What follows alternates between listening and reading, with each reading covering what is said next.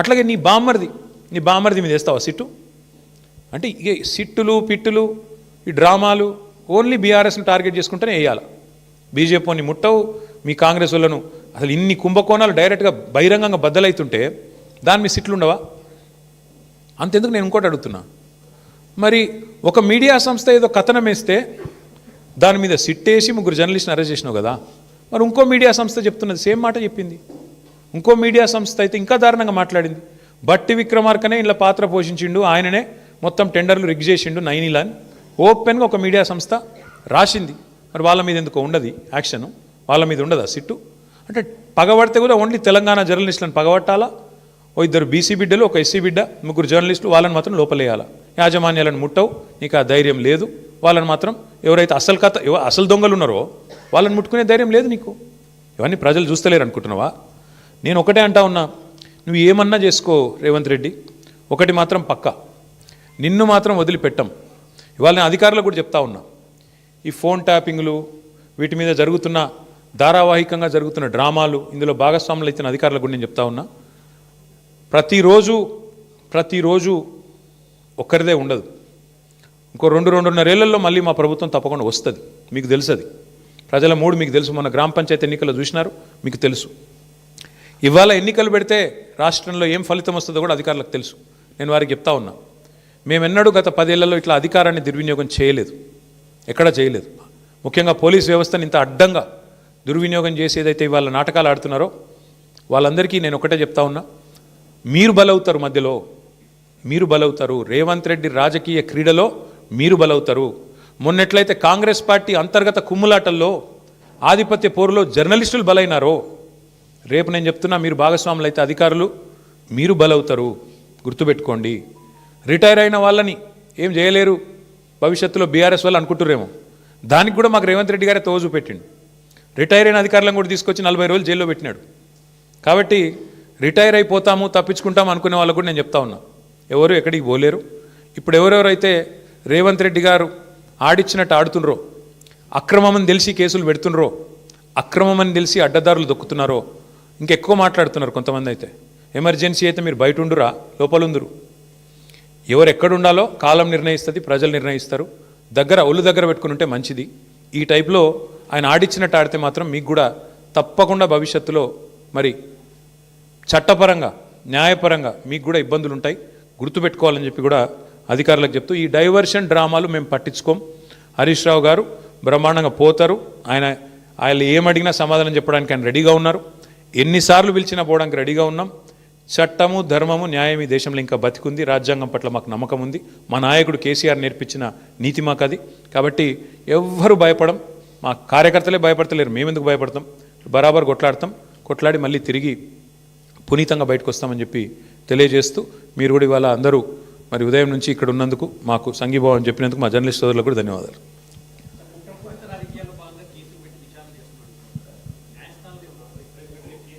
ఇప్పుడు న్యాయస్థానాల్లో ఆల్రెడీ కాళేశ్వరం విషయంలో ఆశ్రయించాము. కాళేశ్వరంలో ఆల్రెడీ విచారణ జరుగుతోంది. ఫోన్ ట్యాపింగ్లో కూడా already the matter is sub జుడిస్. వాస్తవానికి సుప్రీంకోర్టులో వ్యవహారం నడుస్తూనే ఉంది. ఆల్రెడీ హరీష్ రావు గారికి సుప్రీంకోర్టు కొట్టేసింది, క్లీన్ చిట్ ఇచ్చింది.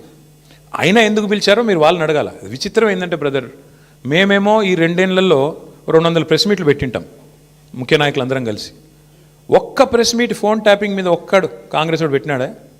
ఒక్కడు ఎవడన్నా బాధ్యత గల్లోడు ఎవరన్నా ఒక్కరు చెప్పాలి కదా. అసలు ఏంటి కేసు, ఎవరి మీద ఆరోపణ, ఏంటి ప్రూఫ్?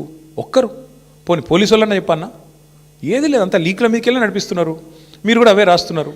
ఆయన లీక్ ఇచ్చుడు, మీరు అదేదో పెద్ద అదే గాస్పెల్, అదేదో భగవద్గీత అన్నట్టు మీరు రాసుడు, దాన్ని మళ్ళీ పెద్ద తెల్లరి తాటికాయ అంత అక్షరాలతో రాసుడు. దాని వెనకాల అడ్వర్టైజ్మెంట్లు, మీడియా మేనేజ్మెంట్లు, సంక్రాంతి శుభాకాంక్షలు, న్యూ ఇయర్ గ్రీటింగ్స్ మాకు కనబడుతూనే ఉన్నాయి. ఎజెండా డ్రివెన్ పాలిటిక్స్ నడుస్తోంది. విచారణ పూర్తి కాలేదు కాబట్టి చెప్తున్నా బ్రదర్. అందుకే న్యాయం ధర్మం ఉందని చెప్తున్నా. బరాబర్ కొట్లాడతాము, బరాబర్ న్యాయస్థానాన్ని ఆశ్రయించి 100% విచారణ పూర్తి కాలేదంటే ఆయన హరీష్ రావు గారికి ఆల్రెడీ క్లీన్ చిట్ ఇచ్చింది కదా సుప్రీంకోర్టు. ఆయన మీద ఫోన్ ట్యాపింగ్ విషయంలో ఆధారాలు లేవని కొట్టేసింది కదా. మర్చిపోయినరా మీరు? వీళ్ళు కోట్లాది రూపాయలు ఖర్చు పెట్టి లాయర్లను పెట్టుకున్నా కొట్టవతల వారేసిండు కదా. హరీష్ రావు గారి మీద ఎందుకున్నది?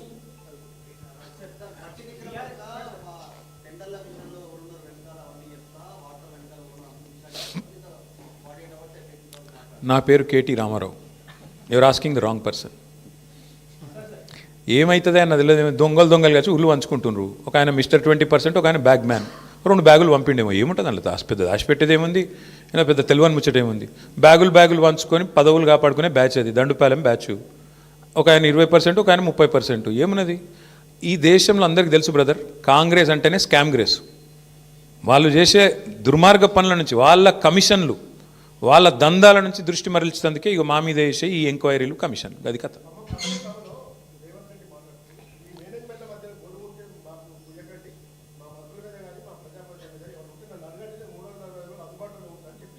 అదే అందుబాటులో ఉండే ఇళ్ళకే పోతుండు కదా, ఇళ్ళకే పోయి దండాలు పెడుతుండు కదా, కాలు మొక్కు వస్తుండు కదా, నా మీద మంచిగా రాయండ్రి, నా దొంగతనం బయట పెట్టకుండ్రి, మీకు కూడా కొంత ఇస్తాను. ఏమంటుండో మరి నాకే మెరక, మీరు అడగాలి మీ మేనేజ్మెంట్లో, నాకు తెలియదు. Thank you. దయచేసి నా ప్రార్థన మీ అందరితో కూడా, ప్లీజ్ మా ఫోకస్ అంతా. ఎస్, ఇటువంటి జోకర్ గాలని మస్తు చూసినాం భయ్. ఇగో ఇదివరకు కూడా మస్తు మంది మస్తు మాట్లాడిన, మకల ఒట్టింది పుబ్బల పోతుంది అన్నారు, అసలు పార్టీ తుపేలు అన్నారు, ఇదన్నారు అదన్నారు. వాళ్ళందరి పక్కలో బల్లెం బీఆర్ఎస్. ముట్టుకోమని ఎక్కడైనా ఒకటి ముట్టుకొని చూడమని చూద్దాం మేము కూడా. ఎందుకంటే వాళ్ళు మర్చిపోతున్నారు, 10 ఏళ్ళు మేము కూడా అట్లాంటి పాలిటిక్సే చేస్తే కాంగ్రెస్ నామరూపాలు లేకుండా పోయేది. ఇవాళ పాపం ఆయన అక్కస్సు, ఆయన బాధ అంతా ఏంటంటే, ఆయన పాపం కాంట్రాక్ట్ పద్ధతిలో, అవుట్సోర్సింగ్ పద్ధతిలో సీఎం అయిండు, పేమెంట్ కోటాలో. ఆయన బాధ అంతా ఏంది, సొంత ఐడెంటిటీ లేదు, ఇంకా ఎవరు గుర్తుపడతలేరు, ఇంకా కూడా గుర్తుపడతలేరు పాపం. గుర్తుపట్టకపోతే యాక్టర్లను జైలు వేస్తాడు, యాక్టర్లు పోయి బతిమలాడుకోకపోతే జీవోలు ఇయ్యాడు. ఆయన ఐడెంటిటీ క్రైసిస్లో ఉన్నాడు. ఆఖరికి ఏదో హార్వర్డ్ పోయి చదువుకుంటాడట, మరి చదువుకొని వచ్చి ఏం చెప్తాడో తెలియదు నాకు. కానీ ఇప్పుడు హార్వర్డ్ పోయి చదువుకున్నాకైనా మరి లాగుల తొండలు, లేకపోతే అదేంది మెడల పేగులు, ఇవన్నీ బంద్ అయితే అని ఆశిస్తున్నాం. గుడ్లు వీకుడు ఇవన్నీ బంద్ అయితే మంచిది. ఆడపోయినాక కూడా మరి ఇప్పుడు ఇంగ్లీష్ వచ్చిన వాళ్ళని తిడతాడు, నాకు ఒకటి తెలియక అడుగుతా. ఇంగ్లీష్ వస్తే ఆయనకి ఏం బాధనో నాకు తెలియదు. కానీ చిన్నపిల్లలు కూడా రేపు అందరు బళ్ళలో, గవర్నమెంట్ బళ్ళలో కూడా మా అక్క నేతృత్వంలో మొత్తం ఇంగ్లీష్ పాఠశాలలు పెట్టినాం. అందరు ఇంగ్లీష్ నేర్చుకుంటారు. మరి ఈయన హార్వర్డ్ పోతాడు, ఈయన మరి అక్కడ వాళ్ళు ఏం చెప్తారు, ఈయన ఏం వింటాడు, ఈయనకి ఏం అర్థమవుతుంది, అర్థమైనాక మళ్ళీ బయటికి ఏం సర్టిఫికేట్ ఇస్తారు, ఏం మాట్లాడతాడు, మళ్ళీ వచ్చి మా భయం మాకుంది. అక్కడ మళ్ళీ ఇంగ్లీష్ అనగానే నన్ను వాళ్ళని తిడతాడేమో, అరే మీరు బాత్రూమ్ కడుక్కుంటారని తిడతాడేమో. ఇంకా అమెరికాలో ఎవరి బాత్రూమ్ వాడు కడుక్కుంటాడు, మరి ఆడ ప్రొఫెసర్ అయినా కూడా వాని బాత్రూమ్ వాడు కడుక్కోవాలి. కాబట్టి మరి ఈయన పోయి ఏం నేర్చుకుంటాడు, ఏమవుతుంది చూడాలి. మరి 30 తారీఖు నాడు నేనైతే అనుకుంటున్నా రేవంత్ రెడ్డి గారు కొత్త మనిషి వస్తాడేమో. ఆ కొత్త మనిషి ఏమైనా కొత్త మాటలు ఏమైనా చెప్తాడా, మళ్ళీ గదే చెత్త మాటలు చెప్తాడా చూద్దాం. Thank you. జై తెలంగాణ.